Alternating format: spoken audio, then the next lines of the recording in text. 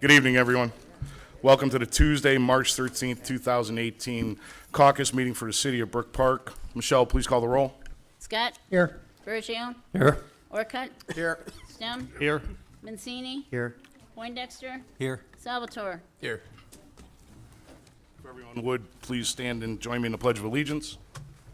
I pledge allegiance to the flag of the United States of America and to the republic for which it stands, one nation, under God, indivisible, with liberty and justice for all.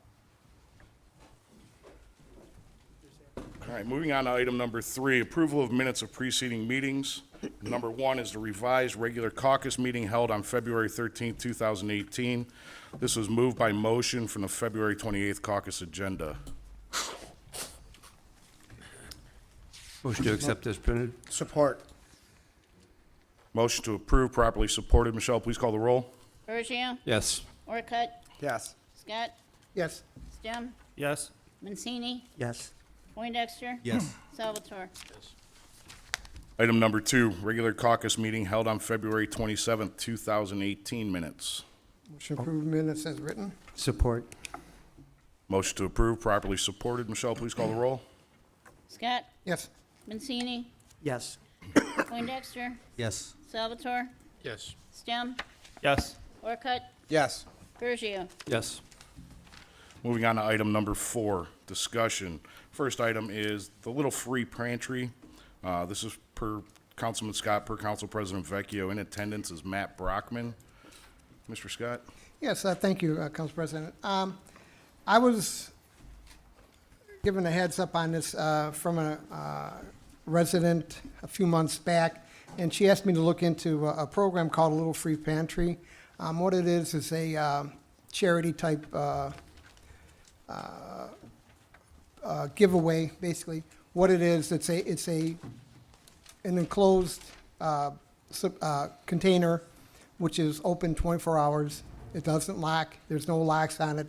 So resident, if they need something, they go up and they take what they need and they leave the rest. And then hopefully you have residents that would like to, fill this this box for, non-perishables specifically. And I talked to a gentleman. Well, first I talked to Kristen Haleka.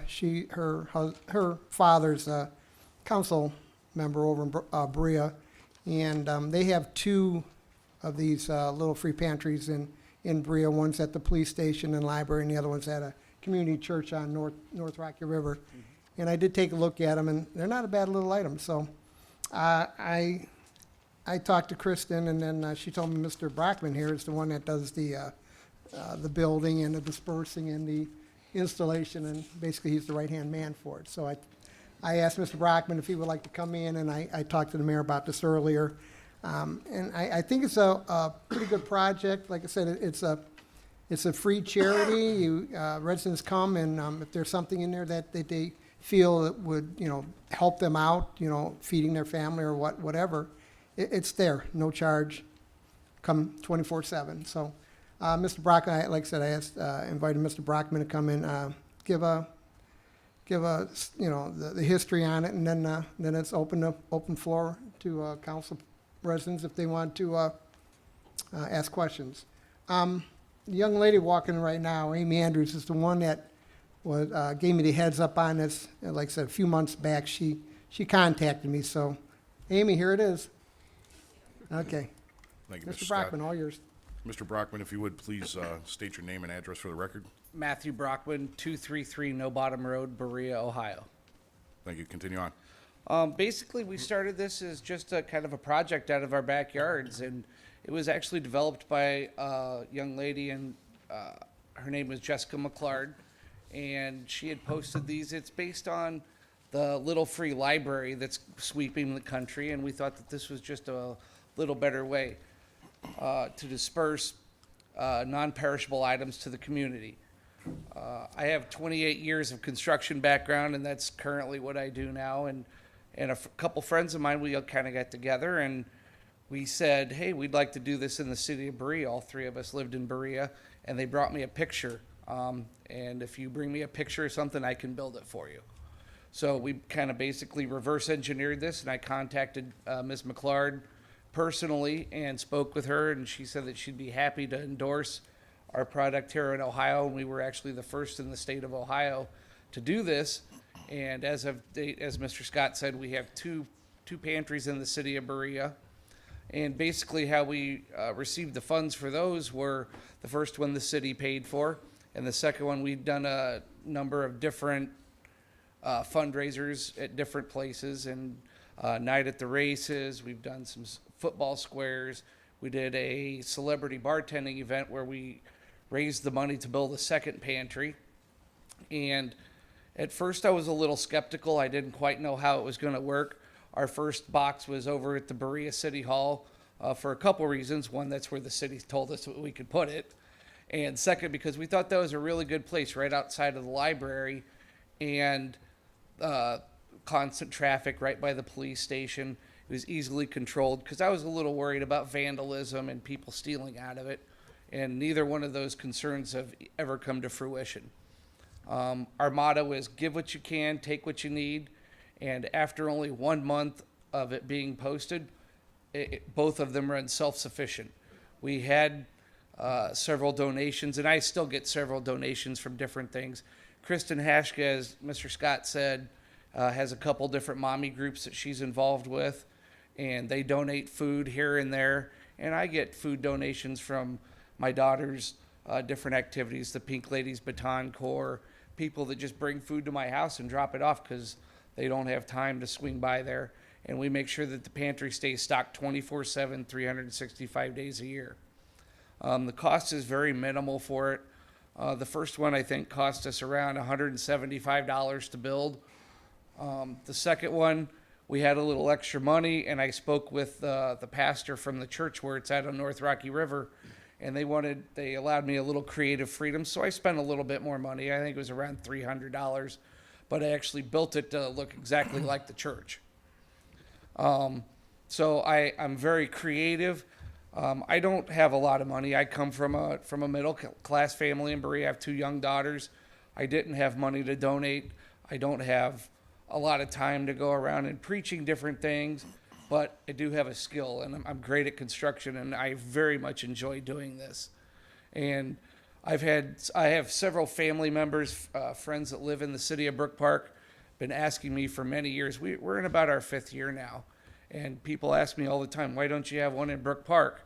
And it was just never really a priority that anybody could find until Ms. Adams suggested and kind of got us the contacts, and so here I am. And I would be more than happy, I'd be ecstatic to be able to build one for the city of Brook Park, build as many as you would like. If anyone has any questions, I'd be more than happy to answer any for you. Thank you. Council? Thank you. Mr. Salvatore? Thank you, Mr. Chairman. Thanks for coming out, Matt. I appreciate all your efforts and your hard work. Certainly sounds like you certainly know what you're doing here. But you said you've been around for about 5 years now with this pantry. Yes.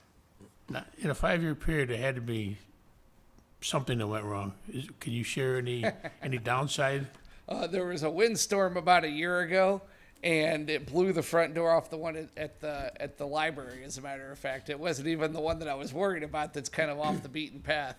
And Nick Hashke is on the city council in Berea, and he texted me and notified me that, hey, there's some problems over here. We don't know if it was damaged by vandalism or what. And I was like, well, there was a windstorm, and basically it blew the door off. As soon as he called me, I went over and picked it up. I had it rebuilt in a couple hours and put back on.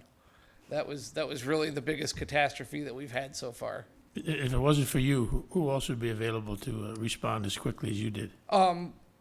Really, there is no one else, and I have a lot of free time. So, Kristen also, doesn't have construction abilities, but she lets me know, and I have a full workshop at my house that usually, if it was for, say, a major catastrophe where it was broken off or completely destroyed, within a week or so, I could have a new one put back in place.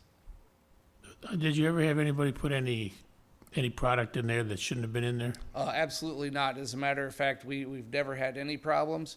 And where it's placed outside the library, there were people that had donated some canned goods, and we were a little worried about that during the winter time, and especially last winter's freezing. And the library was very good about going out and making sure that anything that could explode or could get frozen in there were taken out and taken inside until the springtime. And also, Kristen and myself both make once a week, bi-weekly trips out to each pantry and make sure that there are no wrong items in there, anything that is perishable, anything that could hurt anyone, or any material or things in there that would be outdated. We keep pretty good eyes on those. Well, I know you said that you're a resident of Berea, and you're obviously your heart's in Berea. You make sure that that pantry is well managed. Would you do the same thing for one that was in Brook Park? Brook Park is my second home. My brother lives about 2 minutes away from here, and I'm in Brook Park 2 or 3 times a week. And yes, absolutely, it would be the same amount of attention. It doesn't matter what city that it's in. It's the cause that I'm dedicated to. Very good. That's what I wanted to hear. Thank you. Thank you, Mr. Chairman. Thank you. Mr. Mancini. Thank you, Council President. Through the chair, again, I'd like to thank you for coming, Matt. Appreciate it. I got a couple questions on it. Councilman Scott handed me the brochure about a couple weeks ago or so, and I looked through it. And, you know, my ward is right here in this area here. We have paper dumpsters. We have a couple, like, dump-off clothes type of things. And, again, you said the library was kind enough to come out and kind of monitor it. And if we were to do this, that's kind of my feeling, that they should be in areas where, like, almost there's an eye in the sky type of, like you said, police station, things of that sort. So just saying, you know, hypothetically something happens to you, who would monitor them? I mean, it's maybe I'd be a little more blunt. On Sundays when I do my drive around, I always stop by the paper dumpster, and a lot of times I got to pick up some garbage or things that probably shouldn't be there. I think some people just want to display some stuff, or easy, let's get rid of it real quick in the middle of the night. You had stated you didn't have that problem, but what's to stop that from starting, maybe possibly to occur if you're not around to monitor that, or just say our library, you know, they're not as going to be as cordial to maybe take care of that. Who would monitor that? We do leave confirmation or contact information inside the pantry. We have a little flyer that we stick inside the window in case of an emergency type thing, if there's any problems type thing. And it either has Kristen's telephone number, my telephone number, or we have our Facebook webpage that I monitor every single day. And I would invite also, if this is your ward, and I appreciate that, if there was ever any problems, I'd offer you my information. Please give me a call. I'd be right on top of that. Okay, thank you. Well, Matt, if I could, one more question, if I could. You had said, your brother and friends said, well, why don't you have one in Brook Park? What was their reasoning for that? Did they think that did they think that we had that major of a need, or, I mean? No, they just thought it was a great idea, and, you know, and the purpose behind this is total autonomy. I mean, other than a neighbor seeing you walk up to it, or someone just driving by, you could come up here and take what you need, give what you can. It doesn't require anyone walking in and filling out any paperwork, say at a food pantry, or having your neighbor see your car sitting in front of the food pantry. You can drive by. Oh, you know what? We could really use some baby food this week. We don't have any food, or we don't have any money to buy some extra baby food, which, by the way, is one of the huge things that goes through their diapers and baby items and women's toiletries. Some of our 3 biggest things that go through there. But nonetheless, they just thought that it was a great cause, and it had never been brought to city council. We had tried once or twice previously and hadn't got a real great response with anybody that kind of wanted to support us or to help to present this to the city council before now. And I appreciate Mr. Scott and everyone's attentive to this, because like I said, this is really a passion. I'm an Eagle Scout, and this is something that I put my heart into. I have 2 daughters and don't have any way to really project my Boy Scoutiness anymore. And this is a good way for me to live to my scout law and oath. Okay, and one more real quick, if I may. The city of Berea, did they have, like, we have a Audrey's Outreach right over in the corner over here on Holland that, you know, tends to a lot of them type of needs too. Do you have something like that also in Berea that, The Scan Food Pantry was actually on the other side of the parking lot when we first put up the first little free pantry. And they would also make sure if they had anything left over at the end of the month, they came right over and donated it as well. so they co-mix? a little? Exactly. Okay, Matt, I thank you, and thank you, that's all I have. Thank you, Mr. Mancini. Mr. Poindexter. Thank you, Council President. Thanks for coming, Mr. Brockman.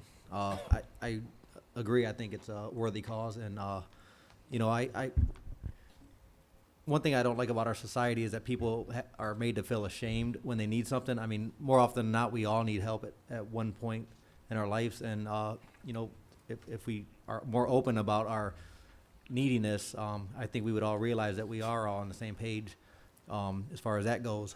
But I just have a couple questions because I am on board with this, and I do like the philosophy. But like, how big is the box on a typical box? You know, it's roughly about 2 by 2 by 3, and that seems to work as a good size. One of the things that I was kind of concerned with, the second one I built was a little bit bigger, and you know, I was a little worried that, hey, you know, the bigger I get, the more stuff has to go in it to make it look full all the time. And that's not even what I was most concerned with. I was more concerned with people driving by and say, oh, that thing's empty, we're not even going to stop. So I've taken a little bit of care to kind of even that out. The 2 by 2 by 3 seems to work pretty well, but I'm not adverse to doing something a little smaller or a little bigger. It would kind of depend on what as a group you decide that you would like. Like I said, though, 2 by 2 by 3 is about the random size. This has also gained lots of attention countrywide now, and I see them popping up all over the place. And part of the group that I'm with Jessica McClard, I see little free pantries all over the place. They have them as big as full-size closets. They've built them out of armoires and just set them on a corner. Mm-hmm. Ours are a little bit different than that, but really the sky's the limit. And I personally think that about that size seems to work. Okay, so you work with a group, so it's like a volunteer network. Yeah, we're just a Facebook group, really. Yeah. And you know, and like I said, Jessica McClard kind of started this, and she invited me to her group, and since then it's grown exponentially. About how many people are in that group now? I believe there's about 1,000, 1,500 right around there countrywide. Oh, okay. Do you know about how many in this area? You know, as far as I know, there's only the 2 in Berea. Okay. Those are the only 2 I've built, and No, I mean in the volunteer group, actually. around it's just Kristen and I. Okay. We maintain them, we care for them, we repair them, and of course I build them. So you guys are like you guys clean them once in a while when they need cleaned. yeah, and I build them to basically withstand heat and severe cold for the most part. I mean, they're weather sealed, rain doesn't get inside of them. I put vents inside of them. There's lights on them so people don't have to be afraid. And there again, being at the library around the police station, there's cameras, there's constant lighting. So those are things that I really took into consideration when I asked the city council, hey, can we do this? And really kind of what it was the Berea City Council said, yes, we'd love you to do this, but we want you to put it where we want it. I absolutely have no problem with that. And it actually kind of helps me out because I built the box, I got all the materials together. They actually buried the post that it sits on for me because that's a little difficult for me to do. They buried it, and I came and as soon as they installed it, made sure everything was up to spec, it was mounted properly, and then Kristen and I filled it the first time. And one more last question. Like, who ensures that the stock is being rotated? You know what I mean? Like, if somebody filled it up with something that nobody needs or wants. You know, and we've never really had that problem because I was a little worried about that. What if there's a box of spaghetti that sits in there for 10 weeks? I've never had that problem yet. Although, like I said, we do go through there periodically, and we make a rotation. Each one of us takes a week, and we look in there, kind of check the food out if it needs to be stocked, which every once in a while, especially around the holidays, sometimes people forget to go by. Sometimes there's not as great of a need, and things sit in there a little bit too long. We'll dispose of the outdated product. But like I said, also, it's a great community thing, and the library in Berea takes great care and likes helping us out. And I would expect nothing different. I know several people from the Brook Park Library also, and I know that they would be happy to do that. Thank you, Mr. Bergio. Thank you. Thank you, Mr. Chairman. Matt, thank you for being so proactive and following through on something like this. I think it's a great idea. And Amy, thank you for bringing it to the attention of Mr. Scott here. I think something like this is something that really needs to be promoted, publicized, because it's a good thing, and there are a lot of people that are in need that maybe don't express that, or they don't want to ask for help. But I think this is such a great compromise, great thing to do. So I'm all for this, and I'm thankful that you came forward and tonight and brought the presentation there. So very good job. I'm really looking forward to doing more with that. Thank you so much. Thank you, Mr. Bergio. Mr. Scott? Here, Eddie, go on. Go ahead, Mr. Orca. Okay, thank you very much, Mr. Chairman.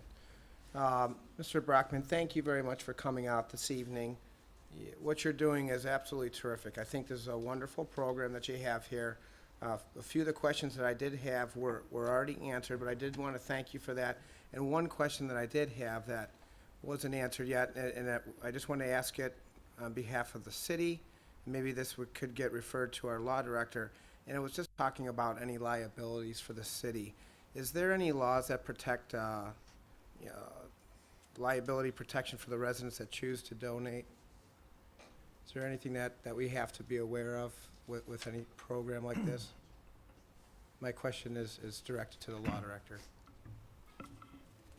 Through the chair to Councilman Orcutt, I just started looking at that today. There is 42 USC 1791, which basically is a federal law that would protect people who donate perishable items. And I see no reason why that wouldn't apply to our city. And I think it would be just a matter of looking at that and making sure we get the nuances and what we do complies with that to give everyone protection. But I'm sure that could be accomplished without too much of a problem. Perfect. Thank you very much. And Mr. Brockman, I think it's great.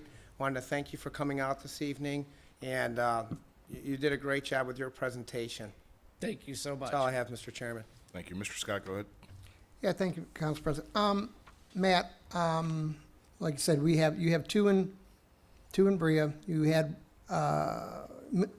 Olmsted Falls contact you about placing one there too, if They I have, remember you yes. saying that right? Yes. Yeah, and they never followed through, correct? Right.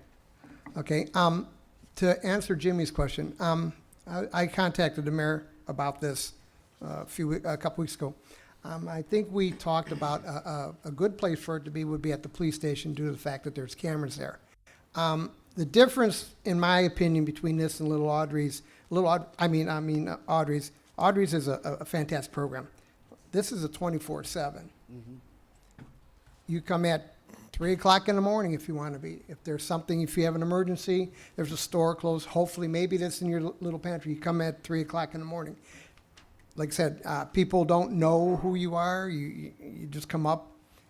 That's what I liked about this. It's available to anybody at any time. And like you said, take what you want and leave what you don't need, or put stuff in there. I honestly believe once this thing gets out to the public and the public knows it's there, I don't see this thing as losing. I think I talked to you earlier. There's a church on Sheldon Road that I contacted, and I thought he was going to be here tonight, but I'll give him a call tomorrow and find out what his take on that. The one thing I would like to do is probably ask council if they would be willing to donate $25 a person to help fund this one. Like I said, it's coming out of a fundraiser that you had. God knows if you got the money or not, but I don't think $25 per council member would be too much if you guys agree on this. But Matt, Number one, I want to thank Amy for continually harassing me on this. Now, we've had contacts, and I totally appreciate her keeping on me about it, and I appreciate you coming up here and explaining the program. I think it's a win-win for the city of Brook Park. And one other thing I'd like to say too is if anyone is willing or interested in helping us volunteer, I'd be more than happy to have more people come and learn how to build them. Watch me build it. I have a workshop full of tools. I have every tool that we need to build this. I'd be more than happy to have a workshop and have people come over and help, and I'd love to have our volunteer organization grow.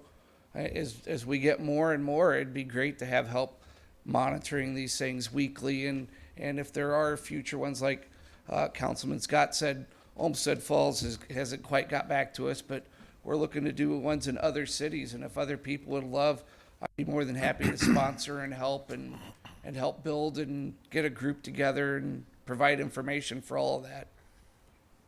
Perfect. Thank you. Mr. Salvatore? Thank you, Mr. Chairman. Just to follow up on part of your presentation, you mentioned that Berea told you to go out and find your own locations.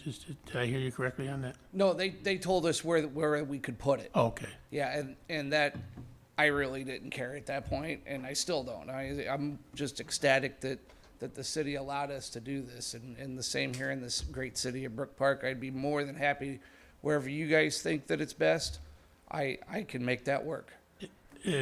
Are any of the pantries now, are they on city property?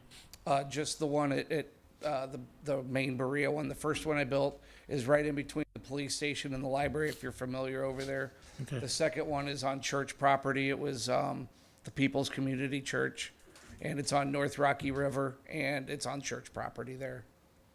Okay, and if I could continue, Mr. Chairman, through the chair to the law director. Madam Law Director, I don't expect you to answer it now because I know you haven't had time to research it, but if you could you at least let me, anybody on council, or especially myself, make me aware of if any potential risks that may be brought forward as a result of putting it on city property, and any liability, and if there's any insurance factors that we have to be concerned with. Through the chair to Councilman Salvatore, I'll certainly research that, and I'll also contact our insurance carrier and run the facts by them to make sure that we would have coverage. Okay, thank you. Thank you, Mr. Chairman. Thank you. Mayor, go ahead. Thank you, Mr. Chairman. I have no questions. Mr. Scott gave me a very thorough briefing on this. I think it's an excellent idea, and the city will fully support it along with this council. And thank you very much for your kindness to people. Thank you, Mr. Mayor. I appreciate it. Mr. Brockman, I just have one question. Obviously, you elaborated that trying to grow the organization a bit and looking for more volunteers, to help build and monitor these. Is how can this council help you to be able to grow that? Mr. Scott has our Facebook page, and I'm sure he could distribute that to you. He also has my cell phone number. You're all more than welcome to please call me, please text me. Either one of those avenues are the two best ways to get a hold of us. Great, I appreciate it. I want to thank you for coming and bringing this to the city. Thank Ms. Andrews also for bringing this to Mr. Scott's attention. I think everybody up here is in agreement. Thank you. Thank you. All right, moving on. Under discussion number 2. Chairman, Motion was discussed. motion that was discussed. Support. Motion on the floor that this was discussed, properly supported. Michelle, please call the roll on the motion. Salvatore, Yes. Scott, Yes. Bergio, Yes. Orcutt, Yes. Stem, Yes. Mancini. Yes. Poindexter. Yes. Motion is discussed as approved. Item number 2, Brook Park Police Department and Berea City Schools Resource Officer Program Funding, Councilman Orcutt, or Council President Vecchio. Mr. Orcutt. Thank you very much, Mr. Chairman. I believe over the past few weeks, all of us have been in discussion about safety in our schools, one way or another, whether it's been in the back room here at the rec center. I've been talking to a lot of residents about it, and one resident that I've had many discussions with is Jeffrey Duke. Jeff and I are both fathers of Berea City School District students, and we share the same passion for the safety and of all the students and the faculty. Mr. Duke is not only a Brook Park resident, he's also a Berea City School Board member. And this past Friday, Mr. Duke had reached out to me. He was requesting the opportunity for Berea City School District to come and speak for this council about school safety and its funding. In attendance tonight, we have Berea City School Superintendent Michael Shepard. And if this council would approve, I'd like to make a motion to have Mr. Shepard have the opportunity to speak about school safety at this time. Support.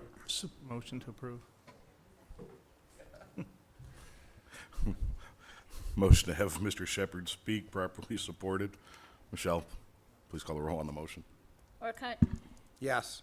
Salvatore, Yes. Poindexter, Yes. Mancini, Yes. Stem, Yes. Bergio, Yes. Scott, Yes. Motion approved. Mr. Shepard, please state your name and address for the record. Sure, it's Mike Shepard, 20110 Bradgate Lane, Strongsville, Ohio, 44149.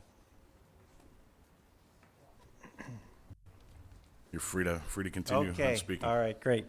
So I was aware that you have had some conversations recently as a council, and then as Councilman Orcutt spoke, that there's been a lot of conversation in regards to school safety and security in light of some of the things that have happened across the country.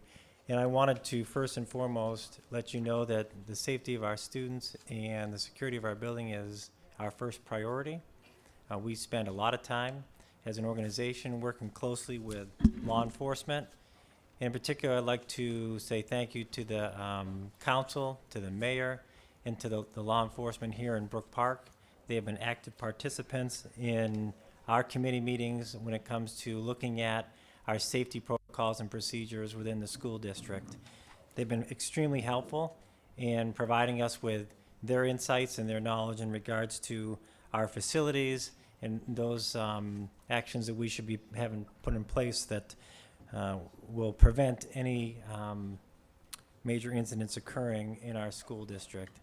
One of the things that I just wanted to also compliment the city of Brook Park is the DARE program. The DARE program has been consistent here in the city of Brook Park for many, many years.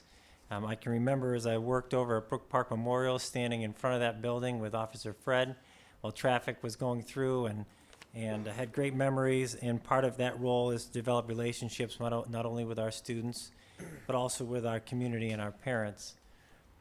I wanted to share with you that we, as part of our large committee for safety, we try to look at consistency across the school district. And then we also look at some programs that we believe have a positive influence on our school district. And one of those programs is the SRO, or the School Resource Officer Program. And I don't know if you handed them out a copy of the... Yeah, so you have that copy in front of you. We actually have a School Resource Officer Program in our schools in the city of Berea, and we've had that for several years. We have one full-time officer that is at our high school, and we have actually one full-time, actually it's two part-time officers that share the duties at our elementary school in the city of Berea. We've also, just so you know, have had some conversations with the city of Middleborough Heights and with Mayor Starr. The School Resource Officer Program allows an officer to be within the building, really three major roles. One is crime prevention. The second is that if need be, they have the ability to act as police officers in our buildings. And then the third is an educational role that is really important. It's the idea of relationships with our children. It's ideas of relationships with our parents, and then also with our staff members. They work in concert with our staff members. They are an active part of our staff. They participate in school activities. They have a real good sense of the overall operations, the daily operations of schools. And because of that, and because they're in our buildings on a regular basis, it also provides our community with a sense that there is somebody there that can act as a police officer if need be. So we wanted to share that with you this evening. We wanted to share that that's something that we like to explore with the city of Brook Park as we move forward.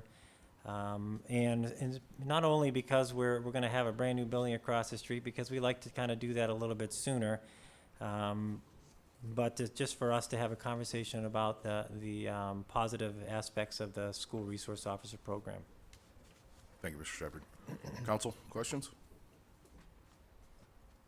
Mr. Bergio. Thank you, Mr. Chairman.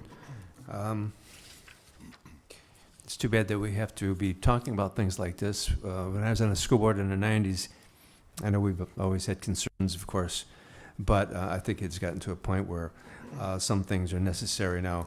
The school resource officers, they are armed? They are. They are armed? Yes. So how many do we have? Just We have one full-time officer at the high school. We also then have 2 part-time officers that kind of share that responsibility at Grindstone. Would you like to see them at every building in the district? I think, yeah, one of the things that we're trying to do is talk about consistency across all of our schools, and we would like to have the city, Brook Park and the city of River Heights also look at that as an opportunity for us.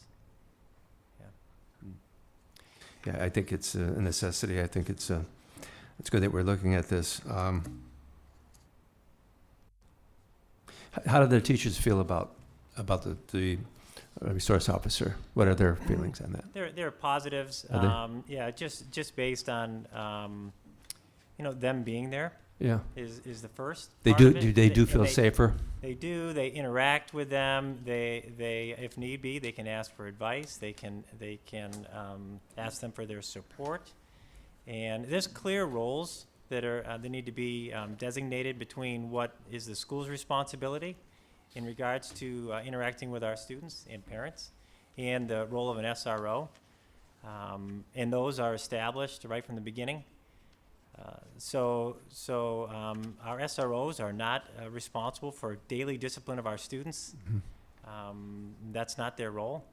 And they do, in some circumstances, interact with our students when they need to, in regards to some type of maybe crime prevention or just conversations, in particular probably more at our high school than they would at the elementary school.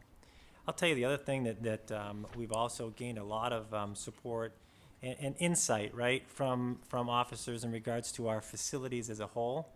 And, as we either make renovations to our existing facilities and or building new schools, they do play an active role in that, along with the other law enforcement officials that are part of our safety committee. But again, it's important for them because they understand the daily operations of school. I know that when I was on the board, it was very popular. The DARE program done a fantastic job for decades, and I think that along with the safety aspect, just kids seeing them as a friend, Right. and someone they can talk to. I think that's such a good thing for public relations for one thing too. Now, are these uniformed? They are. They are all uniformed, so people know who they are. Okay. Yes, And they are. Yeah. Oh, they are. Okay. And in both of our facilities in Berea, they have cars, right? So that also is important, right, for people to see that there's a police car. It also sends a message, Yeah. right, that there's presence. And then when they're in the building, when people are in the building, they recognize that we have that person there. I think these measures are necessary to keep our students and our teachers safe. I really do think so. And we do have to be proactive in that. So I'm open to learn more. So that's all I have for right now. Sure. Thank you. Yeah, thanks. Thank you, Mr. Bergio. Mr. Stem. Thank you, Council President. Through the chair to Mr. Shepherd. First, thank you for coming out and speaking with us tonight. I'm in full support of this. I also, if we could talk possibly offline with the police chief about continuing education and training with staff. Now, I mean, research probably has shown that the students and faculty are successful at fire drills and tornado drills because they're practicing good practices. And I don't know the last time we had an incident, but in regards to, a possible weapon, I want to make sure that we are doing the right procedures for the best outcome possible, staff and students, age appropriate, of course. Mhm. And if that's possible, I'd like to reach out to you. That would be great. That'd be great. I'll tell you, again, the insights that we get from our law enforcement officials, working with our own district officials, not only, I think you're right on, I mean, we do a lot of practices throughout the school year. We're required to do that, and we're required to report those to the state. Sure. And adults knowing where they need to be and kids knowing where they need to go and what's the protocols and the procedures that they need to follow is essential. We hope that we never need to really use those. Sure. But practice is important. And through those, in particular when we're dealing with maybe the possibility of weapons involved in that, when we do our active shooter drills and within our schools, the police department is there and provides us, again, with feedback on whether or not there's certain things that we need to continue to focus on. No, I agree. We're constantly learning new data, new situations, and we know what has a better chance of working and what doesn't work. Right. So thank you for coming again. Yeah, you're Appreciate welcome. it. Yeah, you're welcome. Thank you, Mr. Stebbins. Mr. Mancini. Thank you, Mr. Council President. Through the chair to Superintendent Shepherd, thank you for coming. Good seeing you welcome. again. Good to see you, Absolutely. Jim. For some people who might be a little, like, they see the patrol car there every day, and they have for many years over there, I would say over at the Ford Middle School, Intermediate School. Could you explain, I mean, we see it right here on this paper, but the difference between an SRO and a DARE officer? Well, the DARE officer, in some cases, again, a great program. Great program, relationships are important, gets to know the kids, provides them with a lot of good information about the importance of being a good citizen, right? And being understanding kind of what's right and wrong. But our SROs are present all day long within our facilities, and that's important for not only, I think, the community, but our parents to feel that obviously there's somebody there throughout the day. It's just a different role.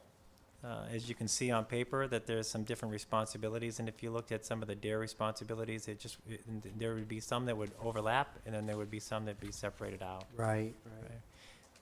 Okay. More question, if I may, through the chair. On this program, well, I see it comes from the city of Berea. Would it be preferably like a retired officer, somebody of that sort, or somebody? I mean, I guess we're maybe on a fine line. It has only 3 years' experience is really needed, but Right. is that somebody who maybe left for a medical but they could do this? Where are we at with that? No, I mean, the high school SRO is not a retired officer.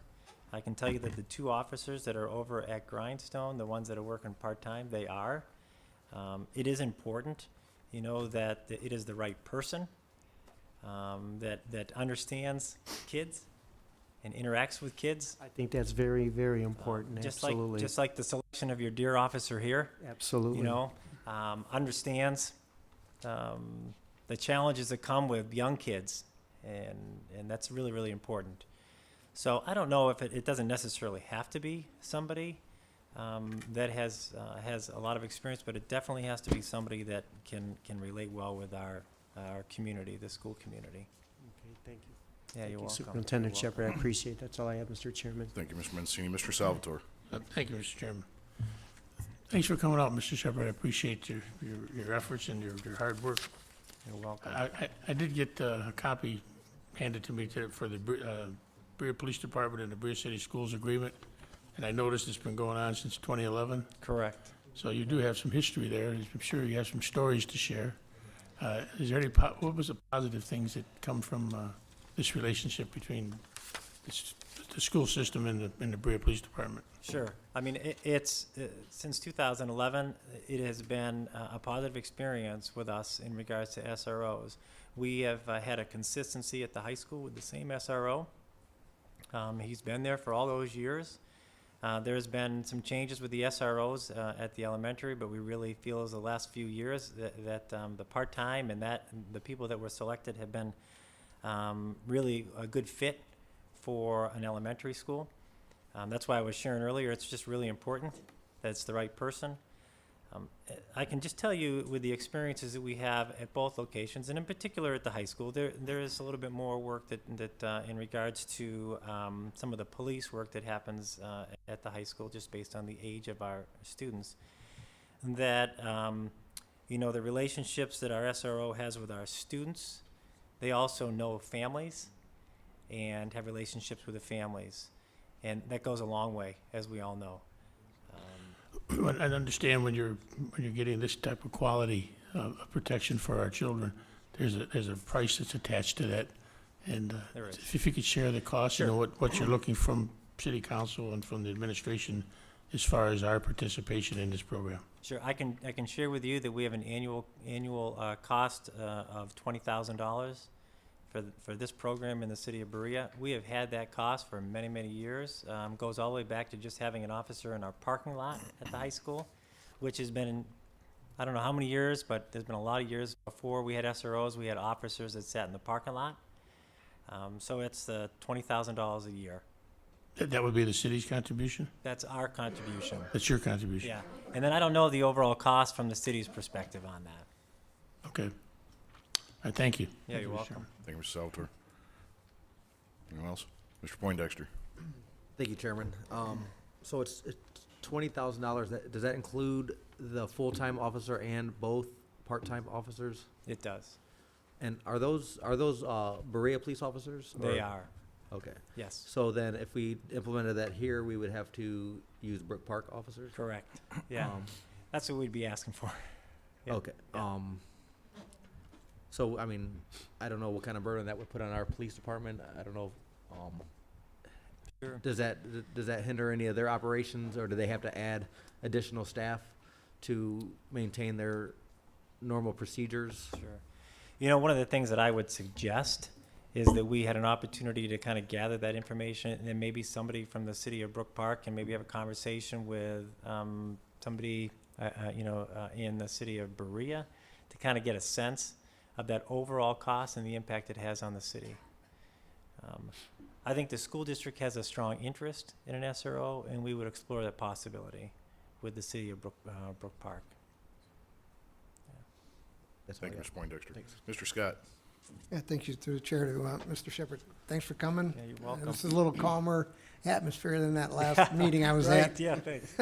I got like maybe 3 questions. Number one, you said there, what's being done over at Middleburg Heights Junior High? Do they have an SRO over there? They do not right now, but I can just tell you that we are having conversations around that with the city of Middleburg Heights as well. Okay, and you say there's 3, 1 full-time, 2 part-time at in Berea, right? 1 for the high school, 2 for the elementary school, correct? Correct. Okay, now don't take this, please don't take this personal, but this has been in force since 2011. What took so long to for this to come to Brook Park for us to look into it? Right, I think that's a good question. I think this concept of an SRO in relationship to some of the things that are happening across the country really kind of brought this to light to say this is something that we really want to explore, to have in all of our schools. We've seen the positive aspects of that. Each city we've worked with a little bit differently, and that's a challenge with our school district, as you know. I mean, we have 3 separate cities, and we're trying to do things as consistently as possible. So this actually, the conversation with the city of Middleburg Heights and also with Brook Park is, again, trying to look to see, okay, we've had success with the SRO program. We've had success with the DARE program. What are the differences and what are those advantages of having somebody within the building? And that's why we thought this would be the right time to do that. I got one more question for you. Officer Caucus is our DARE officer. He's, if I'm not mistaken, I talked to him about this the other day. I guess he goes to all 3 schools. Right. That's kind of spreading pretty thin. And like I said, I'm just wondering, it's been 7 years or whatever since this program started up, and I don't know why it took so long for us to get involved in this. Right. Well, I mean, I can just tell you that obviously the DARE officer has presence in all of our schools, but not throughout the entire day with our staff and students. And again, just exploring this idea of looking at SROs in our other schools. We think that's a consistency that we really are looking for. Did Bria approach you, or did you approach Bria about putting SROs over there? They approached us. Okay, Yeah. that's all. Thank you. Mr. Orcutt? Thank you, Mr. Chairman. First off, I would like to thank you, Mr. Shepherd, for coming out this evening. This topic is of the utmost importance to all of us in this community. Safety for our children, and with that safety, obviously, it's the education. It ties in with each other. Right. It's unfortunate that we are talking about it, like Councilman Bergio said, but as we are talking about it this evening, and we're talking about, why wasn't it implemented in years ago? But now that we are talking about a question to kind of talk about, in touch with Mr. Stem was saying about practicing. If we're practicing one way here in Brook Park, and maybe a little differently in Middleburg Heights, and something a little different in Berea, that may not help the students that are kind of getting moved around to the different schools as they go here. Do you think this program that we're talking about and discussing it, do you think this is something that we could take our DARE officers or our SRO officers from each city and implement them on the same program where they're working together? The answer to that would be yes. I think it would be really important, again, talking about making sure that we're all on the same page, that if we're fortunate enough to have SROs in each one of our schools, we'd want to bring them together and have common understanding, expectations in each one of our schools. I can tell you that the practices and the protocols that we have are consistent across all of our schools. So those students that are coming from a school that's here at the intermediate school, grades 5 and 6, those activities that we do, or those protocols or procedures that we do, fire drills, active shooter drills, tornado drills, they are consistent across all of our schools. Perfect. Again, thank you very much for coming out. And that's all I had, Mr. Chairman. Thanks. Thank you. Mr. Mancini? Thank you for recognizing me again, Mr. Chairman. Through the chair to Superintendent Shepherd. I have kind of a little, maybe a dilemma that we might be looking at here in Brook Park. We have 3 officers, I believe, that are retiring within the end of this year. And I'm kind of looking at it like, I think maybe Eddie was bringing it up a little bit, Councilman Orcutt. We look at a numbers thing, and like, wouldn't it be more feasible to have a DARE officer for a city like us, the situation we're in, to maybe get trained and maybe do something like this? Do we, as a community, have that officer too? Which I agree with Councilman Orcutt. This is the utmost important to protect our children, to protect our community, to protect our schools. And you're seeing it on a federal and state level right now too. And I think it'll only increase here. But what say you that the situation we could possibly be in with that?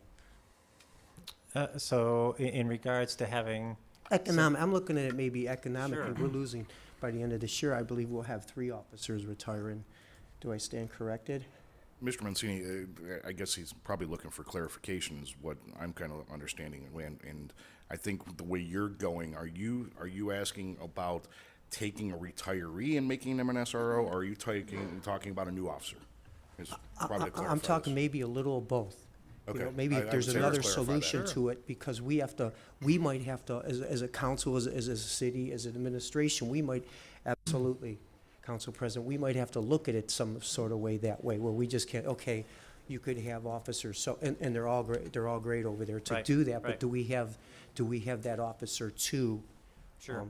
I mean, we've had it both ways, right? We've had one individual that's in one building and they've been there for quite a while, and that's worked out. We've also had, as I shared at the elementary school, we've had more than one officer, and that partnership has been successful. So that how that works, whether that's a 1-person or a 2-person type thing, it really comes down to the people and the expectations for those roles. I mean, I think in regards to finances, I think that would be something that we just want to explore also with the city. Okay, I think that'd be very important also. And I know you guys will have more coming. I know, again, with that unfortunate circumstance down in Florida was a total tragedy, but it maybe woke us up as a nation, and so we have to look at things like this, and, so that's I guess, where we're at. And okay, thank you. Thank you. You're welcome. Mr. Stem? Thank you, Council President. Through the chair to the law director. Not 100% sure, but does the ORC allow special police officers? Can we do that in Brook Park with the retiree?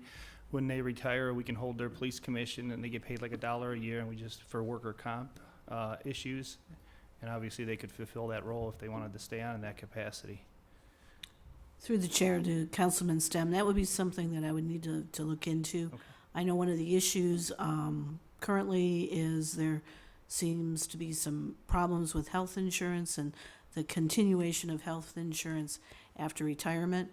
So that's something I certainly would look to sit down with perhaps Labor Council and Human Resources and see what we could determine, and then report back as to what type of individual you may be able to attract to this sort of position and what the parameters would be. All right, thank you. Mr. Bergio. Thank you, Mr. Chairman. Again, thank you, Mike Shepard, for coming here. I know you're taking this very seriously, as we should, and we're looking for best ways to have some approaches that will work and keep our kids and our teachers safe. I don't want to get off the specific subject of SROs, but as far as I saw in the news today, one school building in a suburb, people just walked right through the doors. I think it was the I team, and it's just could just walk in there. Are our entrances safe, secure in our buildings? So each one of our buildings, the front doors, actually all the doors at a certain point in time after all of our students enter that building, those doors are locked. So people are to come into the main entrance. And I can tell you one of the things that we have, and you can see it across the street at Ford Intermediate School, that you need to enter a vestibule and you have to be buzzed in. We are doing that in all of our schools. Grindstone is the newest school that we have, where you have to enter that building into a vestibule, and then you have to go into the main office before you have any access to the rest of the building. We're making that same renovation over at Big Creek this summer. They have a vestibule, you can buzz in, but after the renovations there, they'll be going through the main office before they can get into the whole building. We did that at our junior high. You have to buzz in, go through the main office again before you have access to the rest of the school. One of the things that we continue to emphasize within all of our buildings is that we have a lot of doors, a lot of entrances and exits. We need to make sure those are locked, and we need to make sure that we're not opening those doors for anyone that's not supposed to be coming in that way. Good. Well, I'm really glad to hear that. I know that you've been working on this for a while. This isn't something that just, getting into it just recently. I know it's been an ongoing thing, and I think I had one more question on that. Oh, the new schools, I assume that they're going to have all the up-to-date, Correct. state-of-the-art security systems in them. Right. That's one of the advantages of being able to build something new, to actually study that building, understand exactly how we can put things in place to prevent anything from happening. Oh, good. Yeah. Thank you. That's all I have, Mr. Chairman. Thank you, Mr. Bergio. Mr. Orcutt, did you have something else? Nothing at all. If council's done with questioning, I just wanted to mention to the superintendent, Mike Shepard, thank you again. Thank you for reaching out to us about this. This is important, and I think you did a great job with bringing this on. I do think we have a lot more ahead of us, especially when you start talking part-time and unions Sure. and stuff like that. So I think that this discussion needs to happen. We need to do it quickly. And I also think we need to include our dare officer into all of this. Sure. Because Brook Park has the best dare officer in the country. You've got it. Yeah, so thank you again for coming out here. Yeah, you're welcome. Thank you. Thank you. Mr. Shepard, before you leave, I Yep. want to weigh in a little bit on it. Obviously, you and I have had a discussion regarding, and I want to thank you for taking that time, Yeah, and you're thank you for being here tonight. I mean, obviously, everybody knows that, at least for most of the country, if not all, that the children are the most important thing because they are our future. As a matter of fact, many of these kids will be replacing us at some point, and their safety is of the utmost importance. It's sad for us to have to say and use the term active shooter drills, as we all know, but unfortunately society has dictated that. One question I have is, currently, is there any funding sources either from the state or federally to help offset the SRO programs? There is not currently that I'm aware of. Again, that may be a conversation that somebody from the city of Brook Park would want to have with the city of Berea. then actually how they fund that, the SRO program. I do believe that there is some discussion with both our state and federal legislators in regards to trying to find some type of financial support for this type of a program. Great. And then one last thing is you made mention earlier about the Committee for Safety that you guys have through the school. Can you tell me who from Brook Park are members of that committee? Sure, the police chief, Okay. fire chief, and in some cases, their lieutenant that also sits on that committee. We meet on a regular basis, meeting probably every other month, and either provide a lot of conversations around our protocols and our procedures and programs that we have in place that provide the adults with necessary information, immediate access to important information when you're in some type of a crisis, a communication plan to both obviously law enforcement and then also within our own community with parents when we need to be able to get mass information out to our parents in a timely manner. We actually in the past, with the support and the expertise of the people who are involved in law enforcement, we've actually done more advanced drills. We actually did that here in the city of Brook Park. Actually, we did it at the junior high, and then we actually came over here at that time to debrief over at the rec center in regards to those.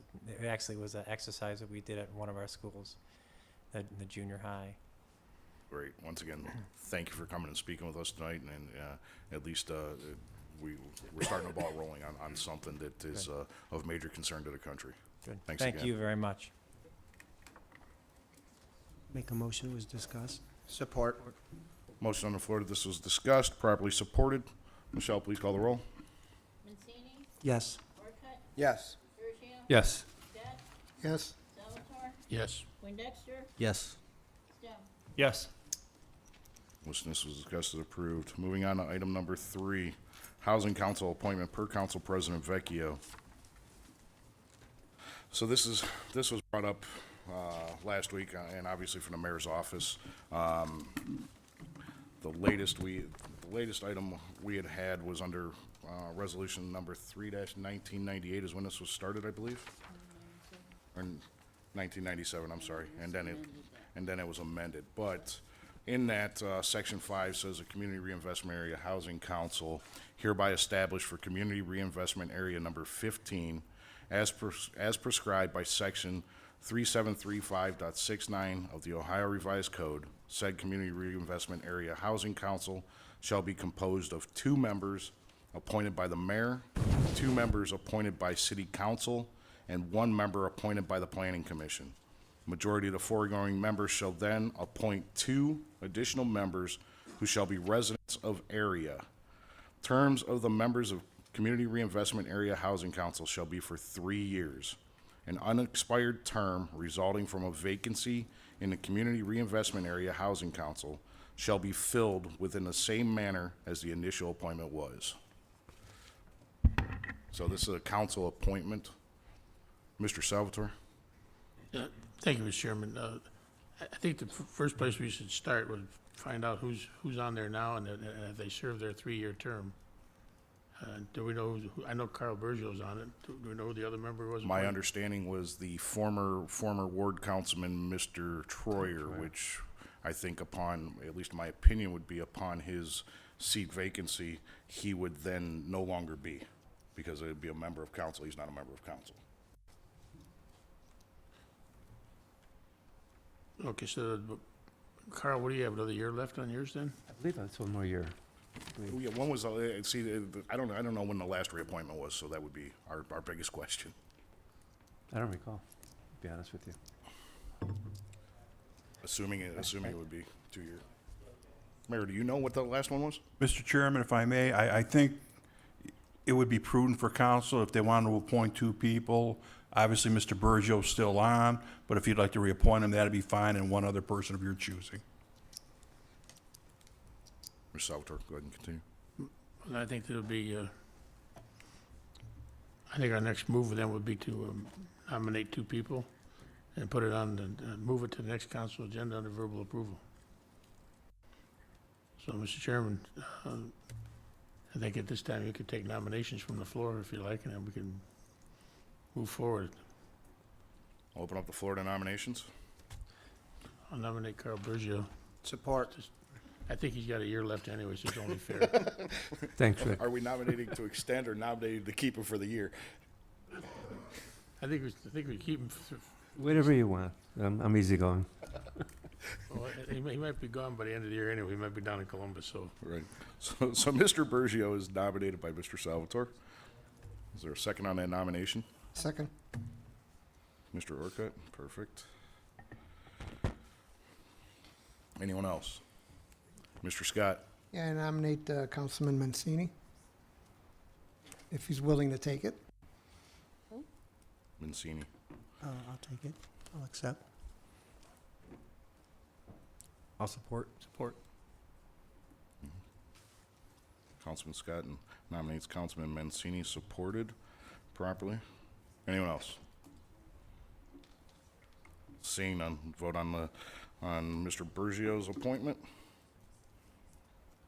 Motion to place on the next council agenda under verbal approval. Support. Wait, we gotta vote on the nominations, don't we? Correct. And ver- Vote on the nominations first. To see who's To gonna approve. be who. Only 2 nominations, Salvatore, Yes. Orcutt, Yes. Bergio, Yes. Scott, Yes. Stem, Yes. Mancini, Yes. Poindexter. Yes. Okay, that one's Mr. gone. Bergio is unanimous. Mr. Mancini. Vote for Mr. Mancini. Michelle, please call the roll on that. Scott, Yes. Poindexter, Yes. Salvatore, Yes. Mancini, Yes. Stem, Yes. Orcutt, Yes. Bergio. Yes. Okay. Additional motion to put on the March 20th. March 20th council agenda made by Mr. Salvatore. Thank you, council. We need a support. Need support, gentlemen? Support. Properly supported. Michelle, please call the roll. Salvatore, Yes. Bergio, Yes. Scott, Yes. Orcutt, Yes. Stem, Yes. Mancini, Yes. Poindexter. Yes. All right, now we're good to go. All right. That'll be on the on the March 20th agenda. Congratulations, both of you. Thank you. Thank council. All right. Moving on to item number 4. Boy. 2018 budget per Council President Vecchio. Floor is open. Put your gloves down, Mr. Mancini. Mr. Chairman. Mayor Gamello, go ahead. Thank you. Council, as promised, we were able to deliver the budget to you in a timely manner on Friday. I'd like to take this opportunity to thank the Finance Director, Greg Single, Marty Healy, Tony D'Amico, Mark Elliott, Scott Adams, the chiefs, Randy Gardner, and all the department heads for helping us put this together. I think they put together a very good budget for you to review, and it's a tight budget, but it's a budget that we can live with. So at this time, I'll leave it to council. Thank you, Mr. Chairman. Thank you, Mayor. Mr. Mancini, go ahead. Thank you, Mr. Council President. Always so nice that you recognize me, so I'm gonna tie your means a lot hands. to me. If I could, through the chair, through the mayor, to our finance director, Mr. Single. Greg, if you're ready, if you're not, that's fine. Okay, just want to go over a couple of things, if we could do them real quick. Don't want to be long on them, that's all. And I'm sure some of my colleagues got some questions too, and we're still early on this. If we could, Greg, could we go to the first page, 243, Economic Development Fund? And explain, like, in our actual in 217, it was 814, and now it's down to 254. Is there a reason for that? I kind of see below on some of the transfer funds, this and that, but is there any reason for that one in particular? That was a pretty big drop-off. Through the chair to Councilman Mancini, so you're on page 2 of the Two, yeah, revenue report, correct? So the $814,000 figure was the amount that was brought forward, or the carry forward, in the amount that we began 2017 with in that fund. The amount reduced by, almost $600,000 into this fiscal year, year 2018. And the reason for that was, a few different reasons.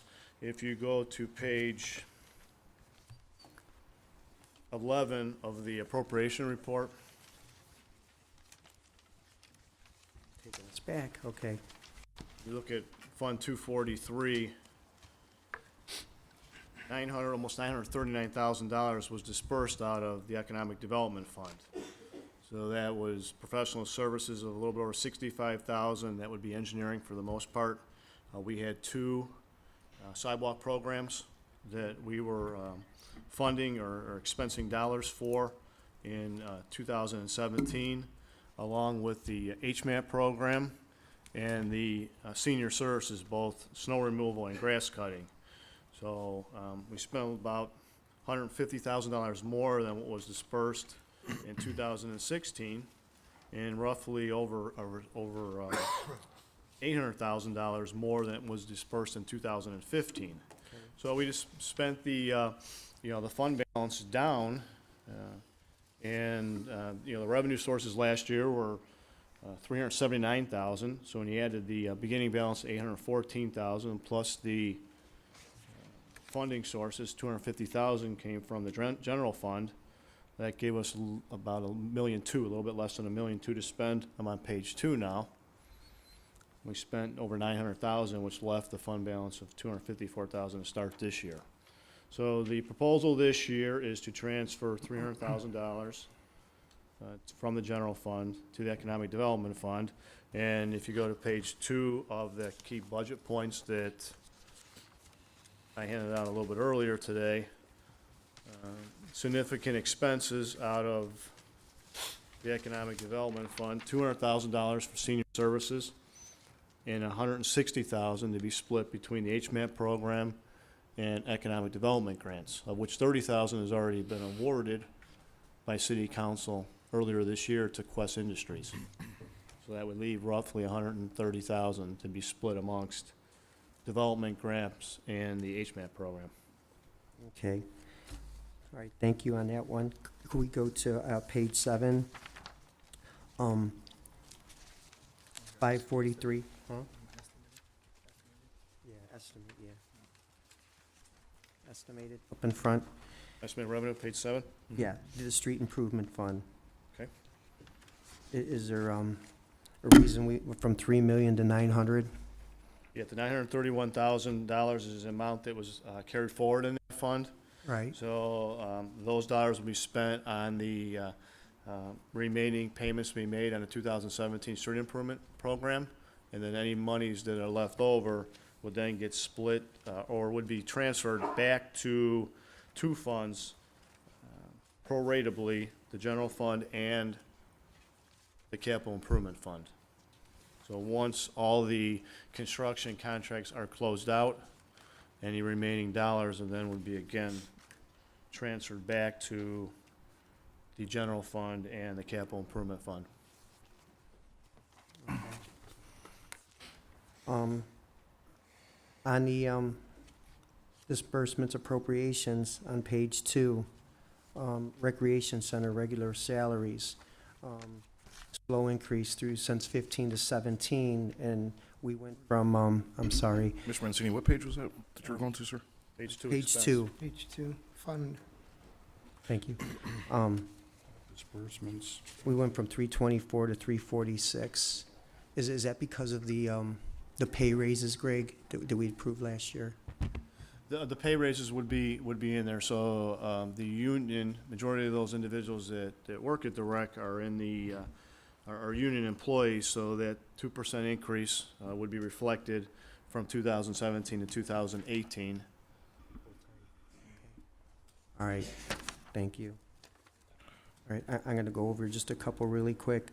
The safety building, again, on the disbursements and the appropriations, and that would be page 4. So I'm probably going to stay there. I'm not going to be real long, just one more, maybe 2 more.